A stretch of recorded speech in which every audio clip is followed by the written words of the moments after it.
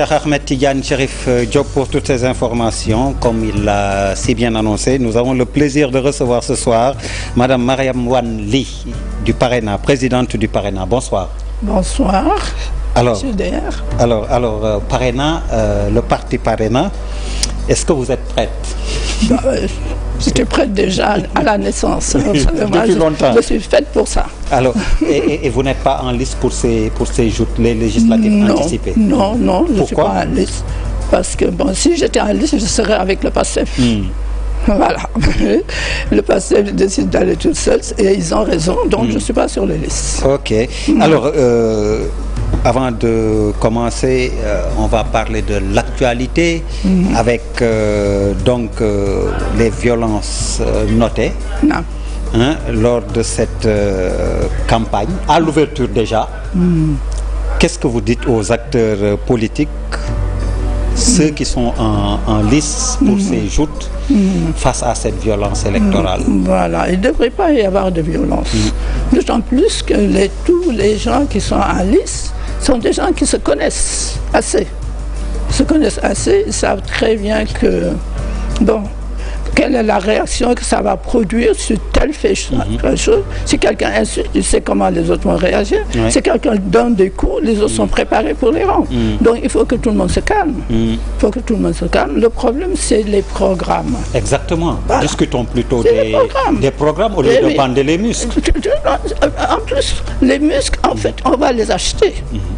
Justement. C'est sur le marché. C'est sur le marché. Alors il vaut mieux utiliser le cerveau, les neurones, les programmes et parler aux gens, et les convaincre. Je crois que c'est l'essentiel. Et quel est le rôle de l'État dans tout cela? On a entendu le président de la République vendredi dernier qui a appelé à des élections apaisées et transparentes. Mais apparemment, son discours est tombé dans l'oreille de sourds. Oui, mais parce qu'il y a un qui avait programmé d'être violent.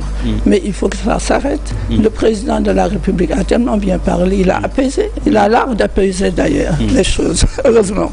Il a l'art d'apaiser parce qu'il a posé les problèmes qu'il fallait, que ce n'était pas la peine. C'est le résultat, quel que soit les muscles qu'on va bander, quel que soit le résultat des rings et des batailles, c'est dans les urnes que ça se décide. Donc autant travailler pour que les urnes produisent quelque chose de positif pour les uns et pour les autres. Alors, on va rester dans cette même veine. Selon vous, quel type de député on doit avoir? Le profil du député pour aller à l'Assemblée nationale, pour justement une assemblée de rupture. Voilà.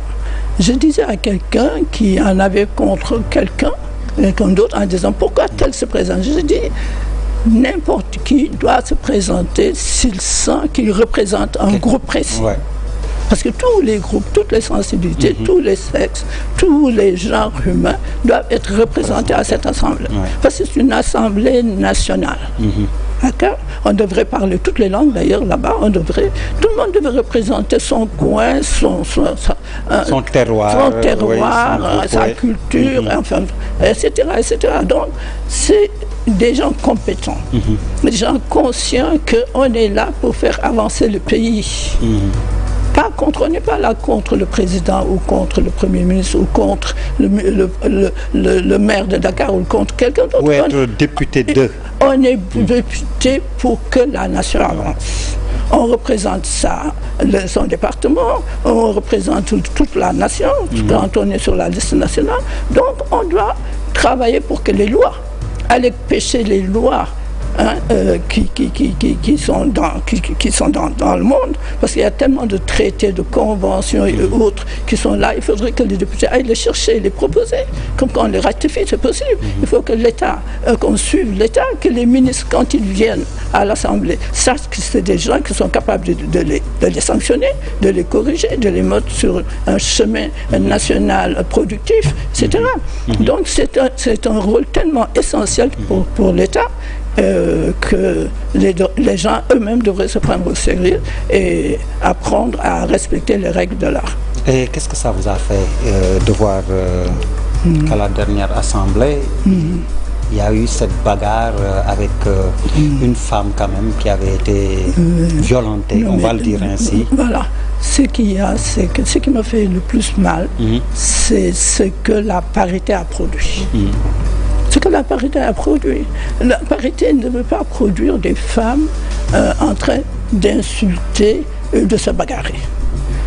La parité devait produire des femmes capables d'apaiser les hommes et de leur montrer qu'elles sont aussi capables que les hommes et capables d'encadrer les hommes, j'allais dire, pour que la société avance. Mais on a assisté à n'importe quoi, hein, j'allais dire.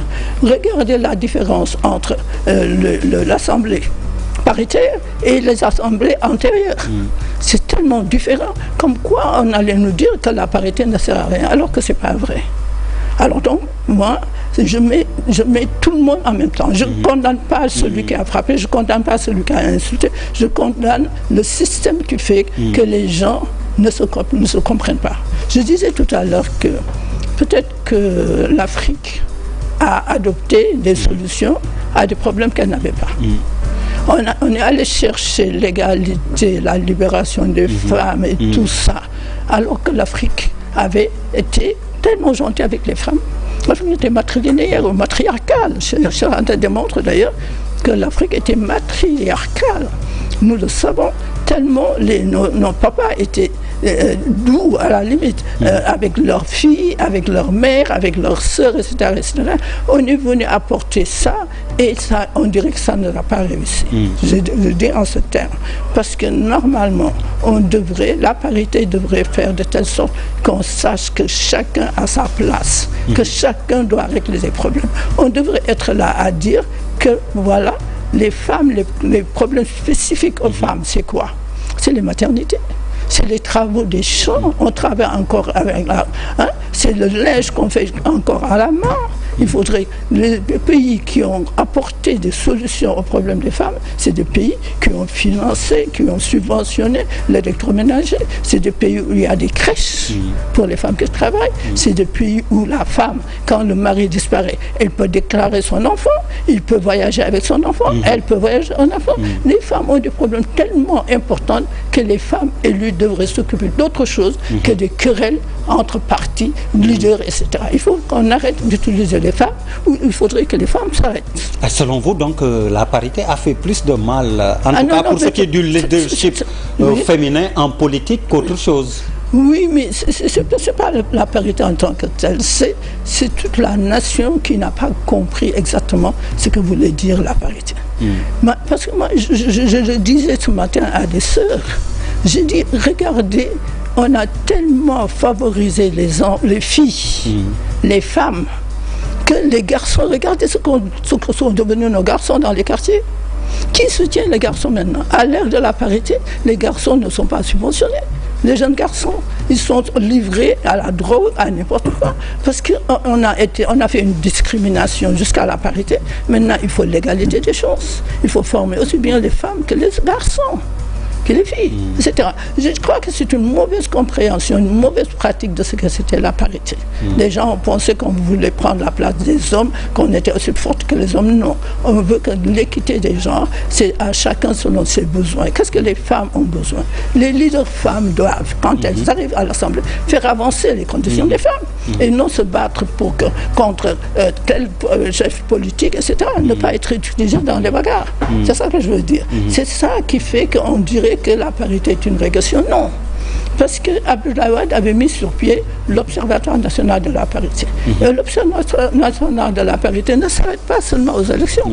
Il dit à tous les ministères. On a l'impression que c'est justement et uniquement les élections, la parité, c'est avec les élections. L'Observatoire est chargé de vérifier à chaque ministère quelle est la distribution équitable de ses ressources à travers les gens, les femmes, l'agriculture. Quelle est la part qu'on donne aux femmes? Est-ce qu'elles ont accès à la terre? Est-ce qu'elles ont accès au matériel agricole, etc. C'est la même chose pour la santé. Les femmes ont besoin. Il faut qu'on arrête que les femmes aillent accoucher sur des charrettes. Donc, il y a les problèmes.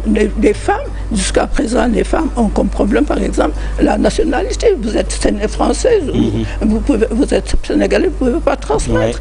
Les maris, des fois, disparaissent, les parents disparaissent. Et pour voyager, vous voyez un père qui ne s'est jamais occupé de son enfant. Il a le bac. l'autorisation. Pour sortir, il faut l'autorisation parentale. Les femmes ont des problèmes spécifiques que les leaders femmes ou les députés femmes qui arrivent doivent pousser ça et non autre chose. Voilà ce que je voudrais dire. Alors, en politique, est-ce que le leadership féminin est réel? Si on sait que vous êtes la première femme candidate à une élection présidentielle, mais qu'en 2024, si je ne m'abuse, il n'y a pas de femme, par exemple, tête de liste. Il n'y en a pas. Oui, à la présidentielle également, très peu de femmes candidates. La dernière fois, je pense, c'était Anta Babacar Ngom, mais un là, peu avant Amsatou Sow Sidibé, côté Diouma Dieng. C'est vrai. Je suis à 4 ou 5. Mais oui, mais ce qu'il faut dire, c'est que il y a des entraves. En 2024, là, il y avait une vingtaine de femmes candidates. Mais qui ne sont pas arrivés. Vous n'allez pas me dire que... D'ailleurs, il y a Mariam Selika, notre consoeur, qui voulait être tête de liste, mais finalement, ça ne s'est pas fait, ça ne s'est pas réalisé. Elle a dû aller sur la départementale et laisser... Mais parce que pour être tête de liste, il faut être leader d'un parti politique. Ce qui se passe dans les coalitions, c'est les leaders qui sont en tête. Et comme il y a très peu de femmes qui dirigent des partis politiques ou qui s'impliquent en politique jusqu'au sommet, alors c'est normal que c'est les hommes qui sont là. Ça, c'est un. Mais il faudrait aussi que les femmes, que nous, les femmes leaders, que nous parlons plus des conditions des femmes que la course d'égalité ou de parité simplement avec les hommes. De prendre en charge le leadership féminin devrait prendre en charge totalement le problème des femmes, en plus des problèmes nationaux. En plus des problèmes nationaux, n'est-ce pas? Donc, à égalité, à deux candidats, hommes et femmes, si les femmes ne posent pas les problèmes réels de leurs propres sœurs, les femmes vont penser que l'homme peut-être est plus capable. Parce que les gens ne votent pour des personnes qui sont censées les aider par la suite. N'est-ce pas? C'est ça. Alors, on va terminer par Octobre Rose, le mois d'octobre qui s'achève, mais il ne faut pas que la sensibilisation, la prévention s'arrête. Quel message vous portez aux Sénégalaises? Voilà. Alors, je porte un message à mes sœurs sages-femmes, gynéco, etc., ceux qui travaillent dans la santé de la reproduction. Ils ont fait beaucoup d'efforts pour ça. Vraiment, je les félicite pour ça. Il faut qu'ils continuent. Il faudrait qu'ils se rapprochent de plus en plus. À un moment, les gens commençaient à dire qu'il faut que les sages-femmes fassent attention. Il y a souvent des heurts entre les femmes et les femmes sages-femmes. Mais je vois de plus en plus avec leur association, elles se mettent au niveau des femmes. Il faut que toutes ensemble, que les femmes prennent en charge ces problèmes de santé et de reproduction.